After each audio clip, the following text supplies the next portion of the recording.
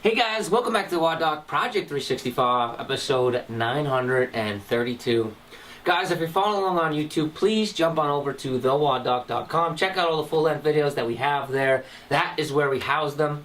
Also, join in on the fun with our Q&A section, ask a question, or jump into an ongoing conversation.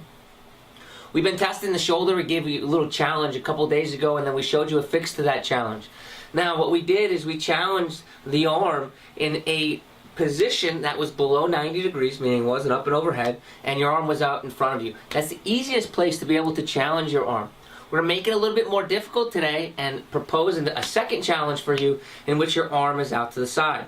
Of course, we have a kettlebell, so that means that we need to lay on our back. This is going to involve us doing a portion of a Turkish get-up and kind of more towards the arm bar, except we're not going to go all the way and turn our body all the way over. If you guys are familiar with the arm bar, you know that you turn your chest over 90 degrees and place it down towards the ground. I'll show you a quick run through.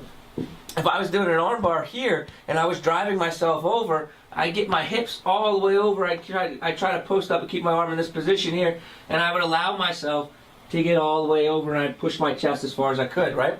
In this case, we're going to stop at this 90-degree mark because we just want to be able to challenge the shoulder in a position that looks like this. Big thing here, guys, is when we do that, when I get myself in this position, I don't want my shoulder to migrate upwards, okay? I want to be able to stay nice down and packed, have a nice tight posterior cuff as I balance this kettlebell in a bottoms-up position. Just like the previous challenge, it's a 35-pound kettlebell. If you need to do less because of strength issues, of course, go down to a lighter kettlebell. But do the same weight on both sides and compare, A, can I get to 1 minute, and B, is it as easy to do on one arm versus the other, okay? Now, if you need tips on how to get into this position, check back into some of my previous posts and you'll be able to see. But the big thing that I want you guys to be aware of is keeping this left hip, in this case I'm going to use my left arm for you guys, this left hip and left shoulder, this always stays in a line, which means that I don't move the shoulder without the hip, and I don't move the hip without the shoulder, right? They always stay together, so I drive off here, okay? Now, I want you guys to be able to test this position first in a traditional kettlebell position, right?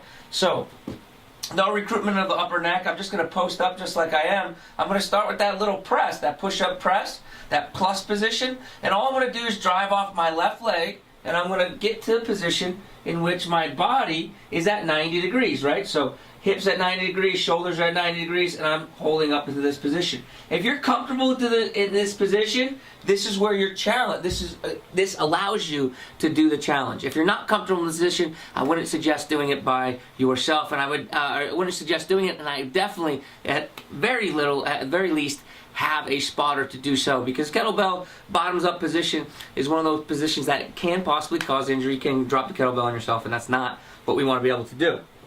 So, don't do that either. That's a bad way of grabbing kettlebell. All the kettlebell junkies out there are just rolling over when they just saw me do that. So in any case, I'm going to get into a position how I showed you guys yesterday, nice and tight core.